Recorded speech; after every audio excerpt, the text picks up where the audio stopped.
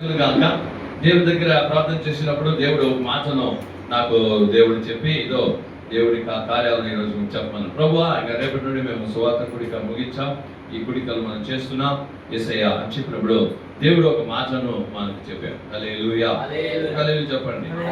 జాగ్రత్తగా దేవుడి మాటలను మనం ఏం చేద్దామండి, వేద్దాము. యేసయ్య చెప్పినాడు, నేను ఈ యొక్క ఉపవాస కుడికలో వాళ్ళకి ఒక మాట నేను ఇచ్చినాను. ఏ మాట ఇచ్చినాడంట? బండ సందర్లో ఎగురు పావురమా అని చెప్పి నేను వాళ్ళని చూసి సంతోషిస్తున్నాను. ఏం చెప్పాడంట అర్జున్? కరెక్టా లేదా? నేను చూసి, కానీ వాళ్ళు నా నిమిత్తం సంతోషంగా లేరు. నేనేమో వాళ్ళని చూసి సంతోషపడుతున్నాను, కానీ వాళ్ళేమో నాలో ఏం చేయడం లేదు, సంతోషం లేదు. వాళ్ళు సోలిపోయి ఉన్నారు. ఏం చేస్తున్నారంట? సోలిపోయి ఉన్నారు. వాళ్ళకి వెళ్ళి చెప్పు. యేషయ్య 40వ అధ్యాయము 29వ వాగ్దాన వచనాన్ని మనం చదువుకొని ఈరోజు యేసయ్య మిమ్మల్ని చూసి ఒక మాట ఈరోజు చెప్తున్నాడు. చూద్దాము. యేసయ్య 40వ అధ్యాయము 29వ వాగ్దానం. సొమ్మసిల్లిన వారికి బలమిచ్చువాడును ఆయనే, శక్తిహీనులకు బలాభివృద్ధి కలగచేయువాడు ఆయనే. బాలురు సొమ్మసిల్లుదురు, అలయదురు, యవ్వనస్తులు తప్పక తొట్టిల్లెదురు. యెహోవా కొరకు ఎదురు చూచువారు నూతన బలము పొందుదురు. వారి పక్షిరాజుల వలె రెక్కలు చాపి పైకి ఎగుదురు, అలయక పరిగెత్తురు, సొమ్మసిల్లక నడిచిపోవుదురు. హల్లెలూయా. ఇక్కడ దేవుని యొక్క మాట, సొమ్మసిల్లిన వానికి బలమిచ్చువాడు ఆయనే. ఈరోజు సొమ్మసిల్లిపోతున్నారు చాలా మంది. ఈ చివరి దినాలలో విశేషంగా దేవుని పిల్లలు, దేవుని ఎరిగిన వారు, దేవుని విశ్వాసించిన వారు, దేవుని వెంబడిస్తున్న వారు, దేవుని చిత్తాన్ని చేసేటువంటి వారు ఏం చేస్తున్నారంటే సోలిపోతున్నారు. హల్లెలూయా. సొమ్మసిల్లిపోతున్నారు. ఇక్కడ రాయబడింది, సొమ్మసిల్లువానికి బలాభివృద్ధి చేయవాడు ఆయనే. హల్లెలూయా. ఒక హల్లెలూయా చెప్తామా? ఎందుకంటే సొమ్మసిల్లిపోతున్నాము, ఎందుకంటే మనం సోలిపోతున్నాము అంటే కొన్ని సమయంలో బాధ మీద బాధ వచ్చినప్పుడు, కన్నీరు వచ్చినప్పుడు, వ్యాధి మీద వ్యాధి వచ్చినప్పుడు, పోరాటం మీద పోరాటం వచ్చినప్పుడు, శత్రుక్రియలు మన మీద వస్తూ ఉన్నప్పుడు, ఏదైతే అవమానం మీద అవమానం జరిగినప్పుడు, మనం ఏదైతే ఒకటి ఆలోచిస్తామో అది జరగకపోయినప్పుడు, మనం ఏదైతే ఎదురు చూస్తున్నామో అది రాకపోతే, హల్లెలూయా, ఇవన్నీ వచ్చినప్పుడు మన జీవితంలో ఏమవుతుందంటే సోలిపోతుంటాం. మనకు అవసరతలు దర్శించడానికి కొన్ని సమయంలో ప్రాబ్లం వచ్చినప్పుడు, డబ్బు అవసరతలు వచ్చినప్పుడు, బలహీనతలు వచ్చినప్పుడు, పోరాటాలు వచ్చినప్పుడు, ఆటంకాలు వచ్చినప్పుడు, కొన్ని సమయంలో అద్భుతం జరగడానికి ఆలస్యమైనందుకు మనం ఏం చేస్తామంటే సోలిపోతాం. అప్పుడు దేవుడు చెప్తున్నాడు, మీరు ఉపవాసంతో ప్రార్థన చేసినప్పుడు దాన్ని నేనేం చేసినాను, సంతోషంగా అంగీకరిస్తున్నాను కదా. హల్లెలూయా. కాబట్టి మీరెందుకు సోలిపోతున్నారు? మీరెందుకు? అప్పుడు నేను సంతోషంగా ఉన్నానన్నప్పుడు వెంటనే మీరు కూడా ఏం చేయాలంటే సంతోషంలో రావాలి కదా. సాతానుడు సోలిపోయేది అనేది సాతాను యొక్క ఒక ఆయుధం. చేసేది ఎవరంటే సాతానుడు. ఒక ఆమె చెప్పు.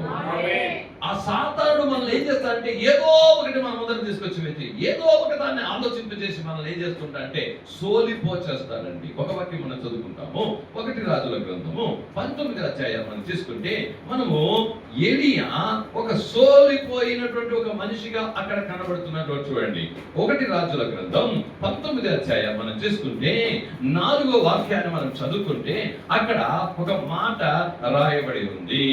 చదువుదాం చూడండి. 3 నుండి చూసినట్టు, కాబట్టి అతడు ఈ సమాచారం తెలుసుకొని లేచి తన ప్రాణము కాపాడుకున్నట్టుకైపోయి యూదా సంబంధమైన బెయేర్షెబాకు చేరి అచ్చట ఉండుమని తన దాసులతో చెప్పి తాను ఒక దిన ప్రయాణం అరణ్యంలోనికి పోయి ఒక బదరీ వృక్షము క్రింద కూర్చుండి మరణాపేక్ష గలవాడై, యెహోవా, నా పితరుల కంటే నేను ఎక్కువ వాడను కాను, ఇంత మట్టుకు చాలు, నా ప్రాణము తీసుకొనుము అని ప్రార్థన చేశాను. హల్లెలూయా.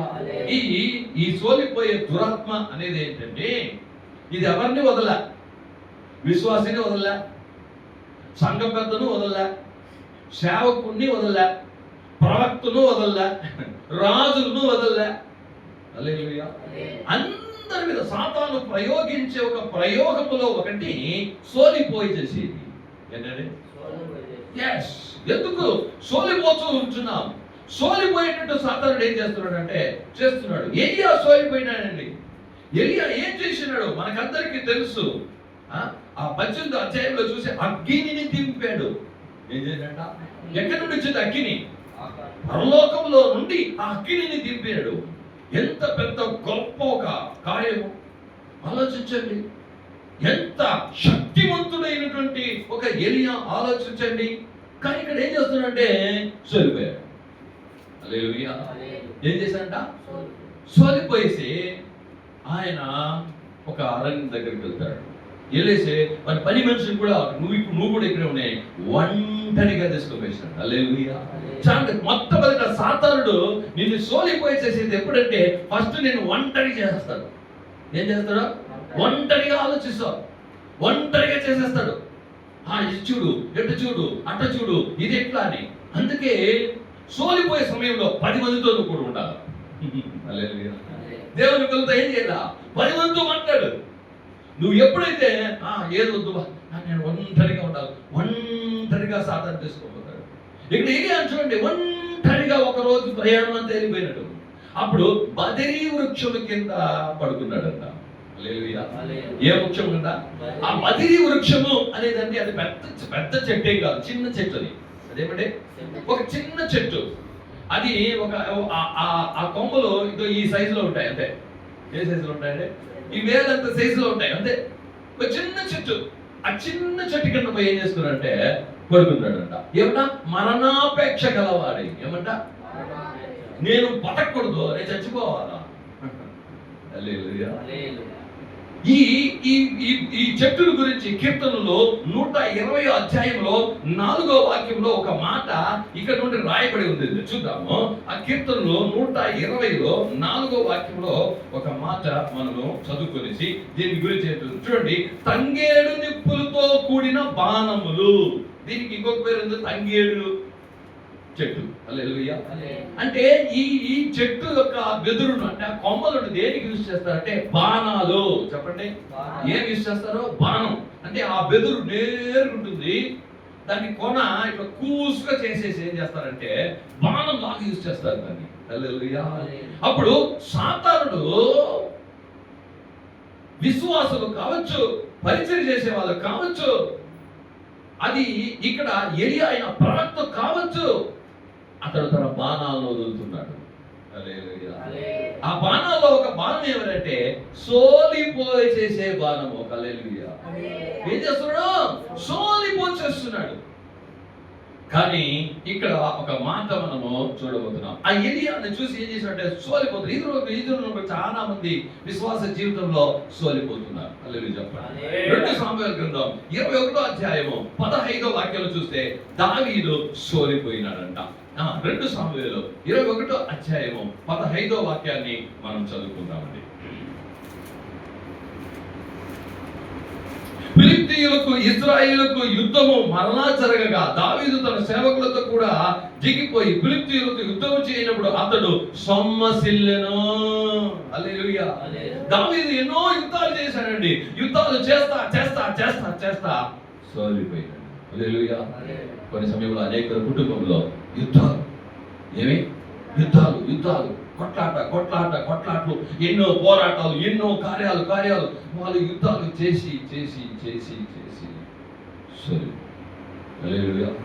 ఇంకా ఎన్ని రోజులు ఈ కుటుంబం కోసం, ఇంకా ఎన్ని రోజులు ఈ ప్రాబ్లంతో, ఇంకా ఎన్ని రోజులు ఈ కార్యమని దావీదు యుద్ధాలు చేసి ఫిలిష్తీయులతో ఎన్నిసార్లు యుద్ధం చేశాడంటే ఆ 21వ అధ్యాయం మీరు చూసినట్టయితే 4 సార్లు మళ్ళీ యుద్ధాలు జరుగుతున్నాయి. చేసి ఇక్కడ సోలిపోయింది. హల్లెలూయా. ఈ రోజుల్లో చాలా మంది కుటుంబాల్లో అనేక యుద్ధాలు, అనేక విధములైనటువంటి యుద్ధాలు. ఆ యుద్ధాలు ఏదైనా కావచ్చు, బాధలు కావచ్చు, వ్యాధులు కావచ్చు, పోరాటాలు కావచ్చు, అప్పుబాధ కావచ్చు, నీకు విరోధంగా లేచే శత్రుక్రియలు కావచ్చు. కొంతమంది మంత్రాలు చేసి చేసి చేసి మనం ప్రే చేసి ఎన్ని కార్యాలు చేసినా మళ్ళీ మళ్ళీ మళ్ళీ మళ్ళీ ఎన్నెన్నో ఇంకా కొన్ని సమయంలో ఆ యుద్ధాలు చేసి సోలిపోయినాడు దావి. ఈరోజు అనేకుల కుటుంబంలో కొన్ని యుద్ధాల వలన సోలిపోతున్నాడు. ఎరేమియా సోలిపోయాడు, దావీదు సోలిపోయాడు, ఎలీయా సోలిపోయాడు. హల్లెలూయా.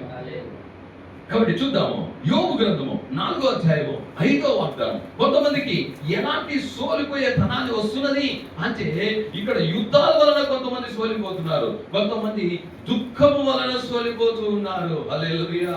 4వ అధ్యాయము 5వ వాక్యంలో చూసినట్టయితే, అయితే ఇప్పుడు శ్రమ నీకు కలుగగా నీవు దుఃఖాక్రాంతుడవైతివి, అది నీకు తగలగా నీవు కలవరపడుచున్నావు. ఆమేన్. హల్లెలూయా. శ్రమ కొంతమందికి ఏమొస్తుంది? శ్రమలు ఒకటి తర్వాత ఒకటి మళ్ళీ ఈ శ్రమల వలన ఏం చేస్తున్నారు? అయ్యో ఇంకా ఎంత శ్రమ, ఇంకా ఎన్ని శ్రమ, ఇంకా ఎంత శ్రమ పడాలా అని ఏం చేస్తున్నారంట? సోలిపోతున్నారంట. ఆ శ్రమ నీకు కలుగ నీవు దుఃఖాక్రాంతుడు. ఆ శ్రమ వలన ఏమొచ్చేస్తుందంట? దుఃఖం వస్తుంది. హల్లెలూయా. అప్పుడు దావీదుకు దుఃఖం వచ్చింది, దావీదు సోలిపోయాడు, యోబు సోలిపోయాడు. కీర్తన 107వ అధ్యాయము 5వ వాక్యంలో మనం చదివితే అక్కడ దావీదు ఒక మాట మనకు రాస్తున్నాడు, అద్భుతమైనటువంటి మాట. కీర్తనలో 107వ అధ్యాయములో 5వ వాగ్దాన వచనాన్ని మనము చదువుకుంటాము.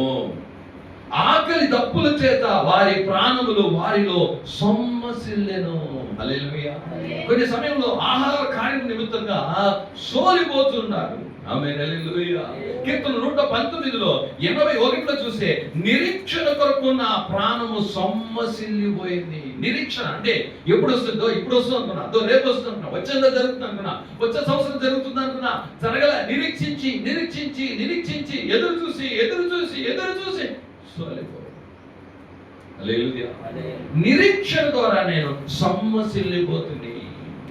నిరీక్షణ ఎప్పుడు ఎస్ఐ చేస్తాడో, ఈ రోజు చేస్తాను అనుకున్నాను, ఈ నెల చేస్తాను అనుకున్నాను, ఈ సంవత్సరం చేస్తాను అనుకున్నాను, ఇంకా ఎన్ని సంవత్సరాలని ఈ నిరీక్షణ ఎదురు చూసి ఏం చేస్తున్నారంటే సొమ్మసిల్లిపోతున్నారు. హల్లెలూయా.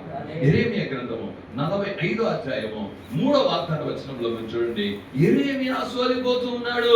యెరెమీయా ఏం చేస్తున్నాడంటే ఆ మాట అద్భుతంగా రాయబడింది. చూద్దాం. యెరెమీయా గ్రంథము 45వ అధ్యాయంలో 3వ వాగ్దాన వచనాన్ని మనం చదివినప్పుడు అక్కడ చెప్తున్నాడు, ఇదిగో ఆయన యెరెమీయా అతనితో చెప్పినది, బారాకు ఇశ్రాయేలు దేవుడైన యెహోవా నిన్ను గూర్చి ఇలాగ సెలవిచ్చుచున్నాడు, కటకట నాకు శ్రమ, యెహోవా నాకు పుట్టించిన నొప్పికి తోడు ఆయన నాకు దుఃఖము కలగజేసి ఉన్నాడు. మూలుగు చేత అలసి ఉన్నాను, నాకు నెమ్మది దొరకకపోయినని నీవు అనుకొనుచున్నావు. హల్లెలూయా. ఏం చెప్తున్నాడు చూడండి, ఈ బారాకుతో యెరెమీయా చెప్తున్నాడు, నన్ను గురించి ఇలాగ సెలవిచ్చుచున్నాడు. ఏంటంట చూడండి, ఇశ్రాయేలు దేవుడు కటకట నాకు శ్రమ, యెహోవా నాకు పుట్టించిన నొప్పికి తోడు ఆయన నాకు దుఃఖము. ఒక పక్క బాధ, శ్రమ, నొప్పి, హల్లెలూయా, దుఃఖము అని నాకు నెమ్మది దొరకకపోయినని నీవు అనుకోవచ్చు. నాకు నెమ్మదే లేదు బా. ఎన్నిసార్లు ఈ డైలాగ్ కొట్టినాం అనుకుంటున్నాం చెప్పండి, తప్పకుండా. హల్లెలూయా. నాకు నెమ్మదే లేదు బా,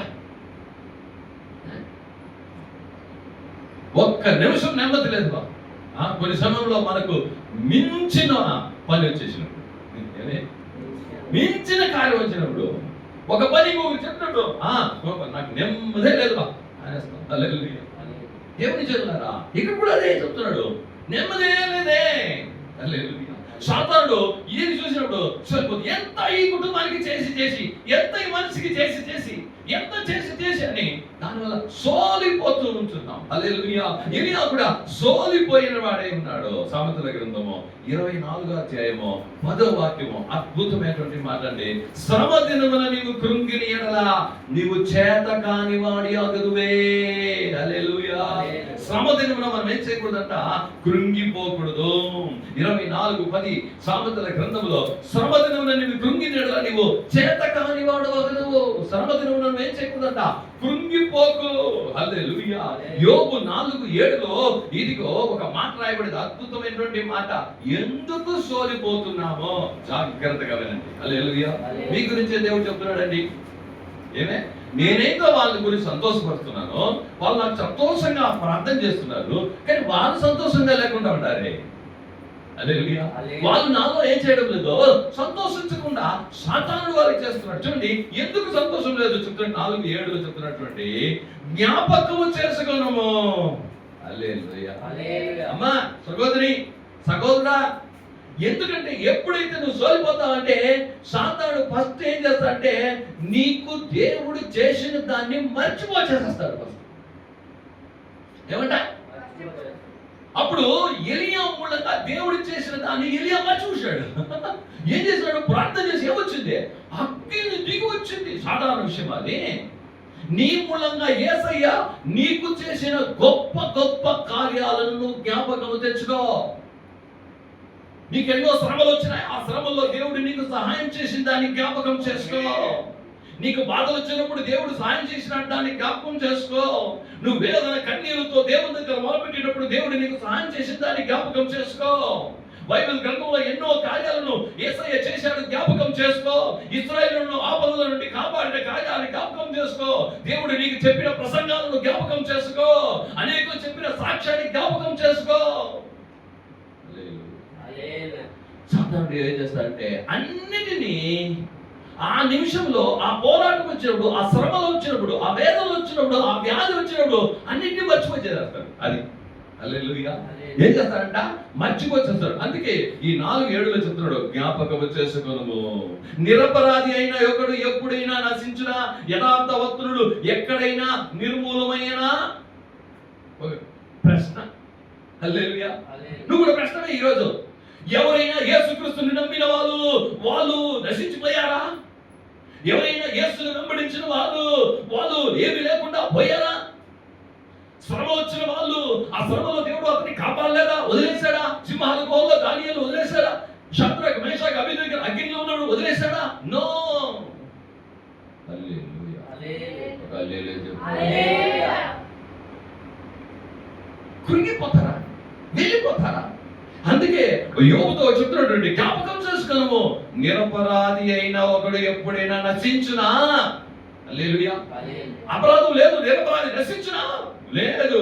యథార్థవంతుడు ఎక్కడైనా నిర్మూలమైనాడా? నో. హల్లెలూయా. దేవుని నమ్మిన వారు నిర్మూలమో కాదు. దేవుని నమ్ముకున్నాం మనము. ఆమేన్ చెప్పు. హల్లెలూయా. మనం నమ్ముకున్నాం దేవుని పిల్లలారా. అందుకే చెప్తున్నాడు, దుఃఖాక్రాంతులైనటువంటి నువ్వు ఒక్కటి జ్ఞాపకం చేసుకో. ఇది ఒక్కసారి జ్ఞాపకం చేసుకుంటే ఏమన్నా? అగ్ని దిగి 4,000 మంది ప్రవక్తలను, పాలాకు ప్రవక్తలను చంపిన నేను ఆ యెజబెలును చంపలేనా? నేను ప్రార్థన చేసి అగ్ని వచ్చి ఆయనను నిర్మూలన చేసి ఉండరా? అతడు జ్ఞాపకం చేసుకోలేకపోయాడు. అదే సాతానుడు ఏం చేస్తాడంటే మర్చిపోయేస్తాడు. ఏం చేస్తాడు? నువ్వు ప్రే చేసి, మనం ప్రే చేసి ఎన్ని కార్యాలు జరిగినా జ్ఞాపకం చేసుకో.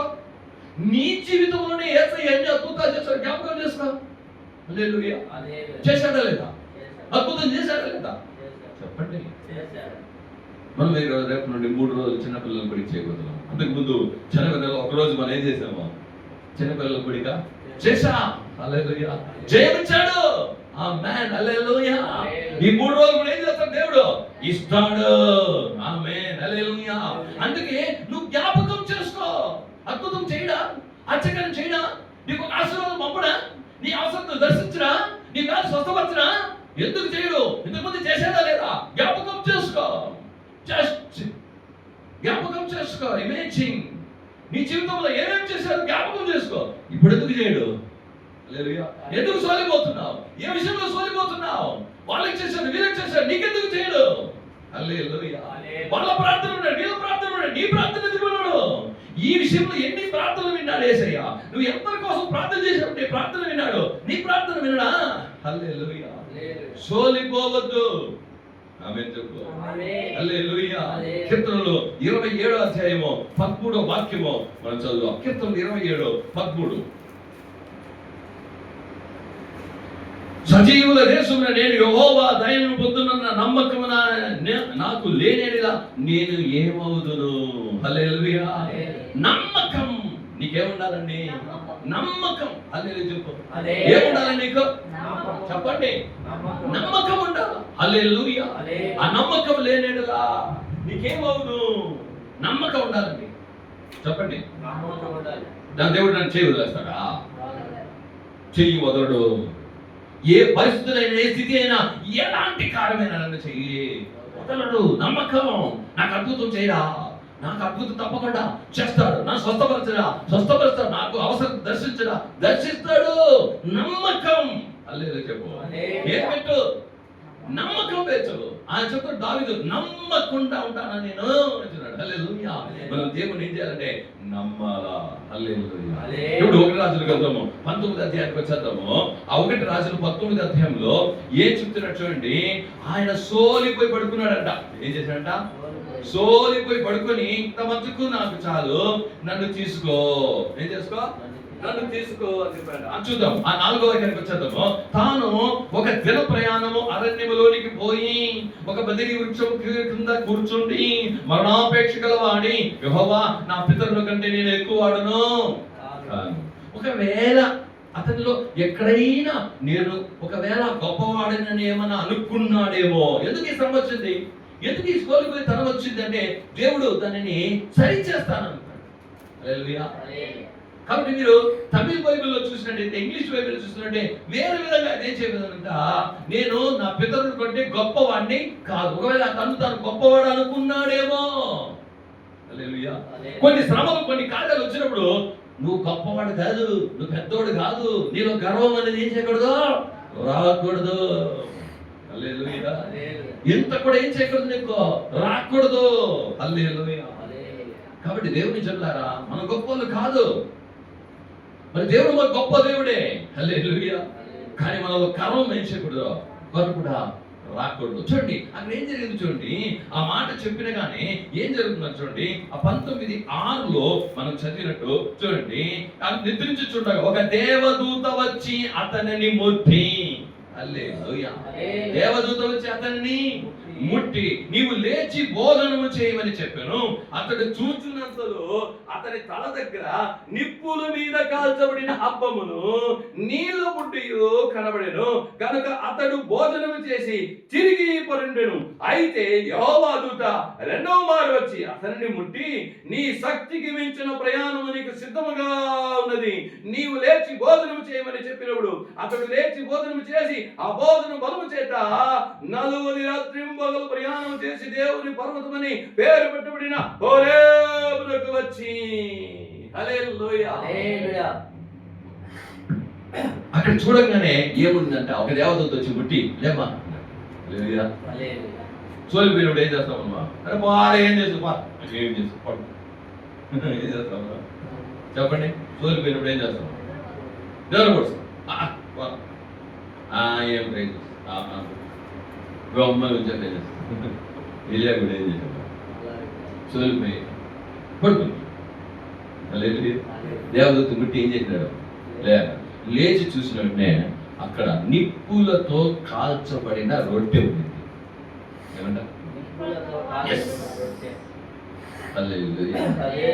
నిప్పులతో కాల్చబడిన రొట్టె ఉంది. యోహాను రాసిన సువార్త 21వ అధ్యాయంలో 9వ వాక్యాన్ని మీరు చదివినప్పుడు యేసయ్య చనిపోయి తిరిగి లేచిన తర్వాత ఆ 11 మంది అపోస్తులందరూ ఏం చేశారంటే సోలిపోయారు. ఏం చేశారంటే సోలిపోయి చేపలు పడదాం పో అని వెళ్ళిపోయారు. ఎక్కడికి వెళ్ళిపోయాడండి? యేసయ్య మనతో కూడా ఉన్నాడు. అద్భుతం జరిగింది, ఆశ్చర్యం జరిగించింది. 5 రొట్టెలు 5,000 మందికి మంచి 12 కంపలు ఎత్తినాము. ఎన్ని జరిగినాయి? ఆయనే లేదు, ఆయనే చనిపోయినాడు. ఇప్పుడు మనం ఏం చేస్తాం? ఆయన లేకపోతే మనం ఏం చేసేది? హల్లెలూయా. సోలిపోయే వాళ్ళు తిరిగి చేపలు పట్టడానికి వెళ్ళిపోయి హల్లెలూయా చెప్పండి. ఎక్కడికి వెళ్ళారండి? రాత్రి అంతా చేపలు పెట్టారు, ఒక్క చేప కూడా దొరకలా. మళ్ళీ చెప్పాడు, సరే ఇప్పుడు కుడి పక్క ఏంటి అన్నాడు. హల్లెలూయా. సరే కుడి పక్క వేసినారు, చేపలు 153 పెద్ద చేపలు దొరికినాయి. వెంటనే వాళ్ళు అది యేసురా అనుకున్నారు. యేసు అని చెప్పింది, ఎందుకంటే ముందు చెప్పాడు కదా, కుడి పక్క వేసినప్పుడు పేతురుకి ఏం చేసింది? అద్భుతమైన చేపలు దొరికినాయి. వాళ్ళు చెప్పినప్పుడు కూడా గుర్తారు కదా. ఎప్పుడైతే చేపలు ఎక్కువ దొరికినప్పుడు, అరే ఎంతో చేపలు దొరికినా, రాత్రంతా ప్రయాసం ఒక్క చేప దొరకలా, అరే చెప్పింది ఎవరురా గుర్తు దొరికినాడు.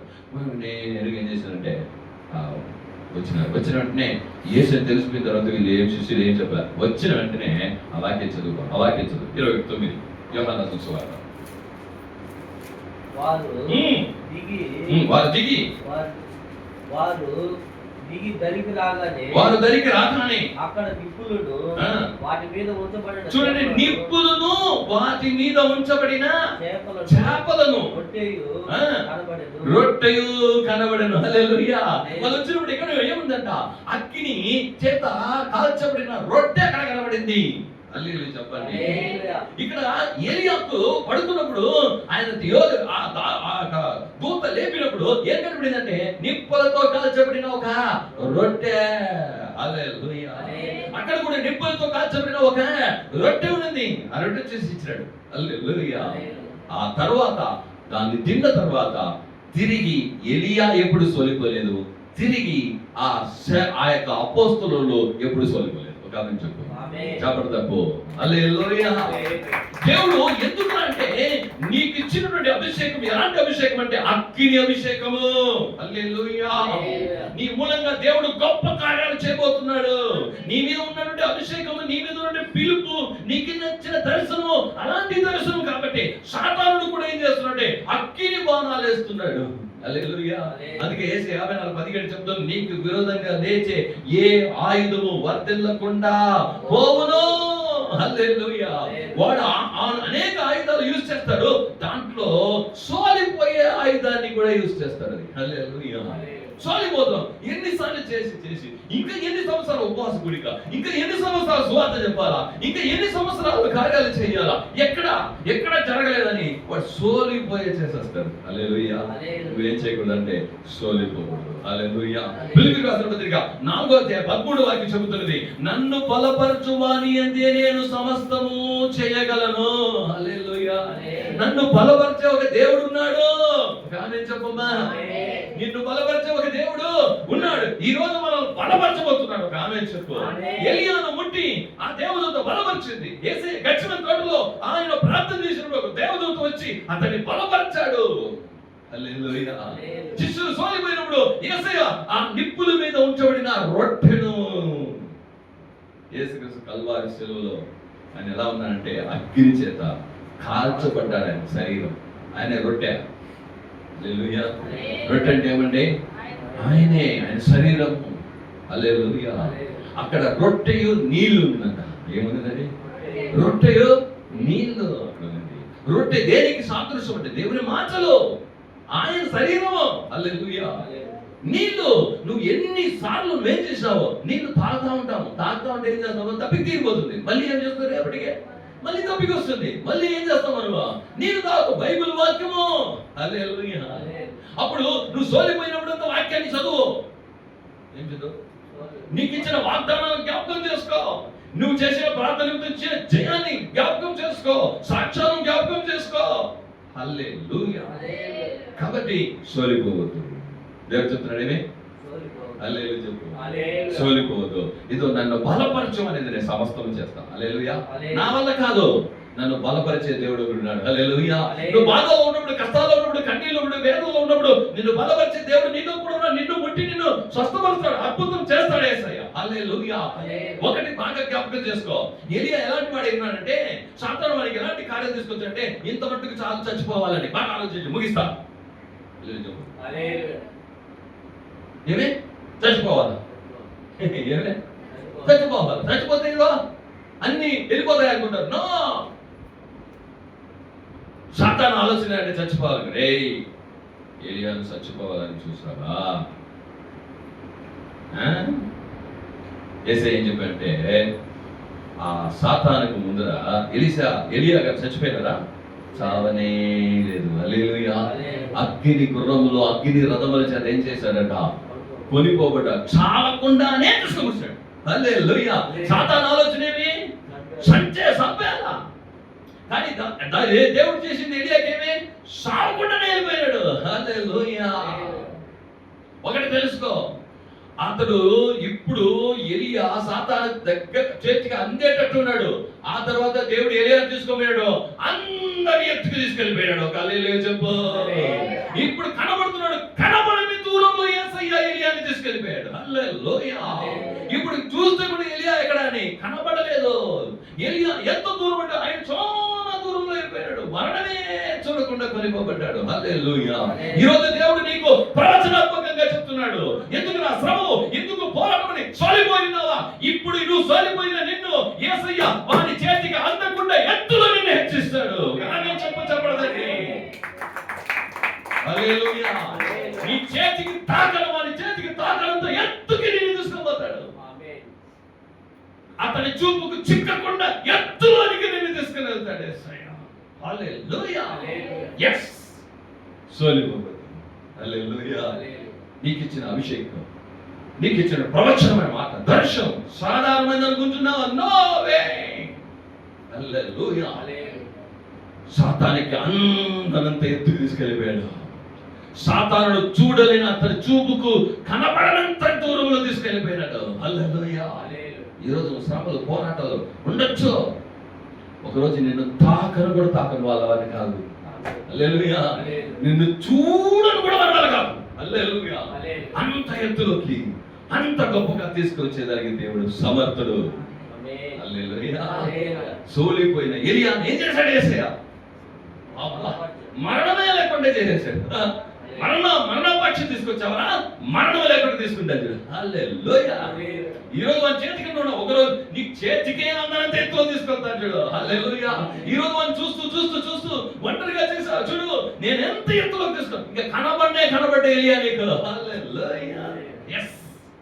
యేసయ్య ప్రవచనాత్మకంగా ఈరోజు మాట చెప్పు. హల్లెలూయా. సోలిపోదు ఆమె. హల్లెలూయా. ఆమె సోలిపోదు. దేవుని దగ్గర ఎప్పుడు నన్ను బలపరి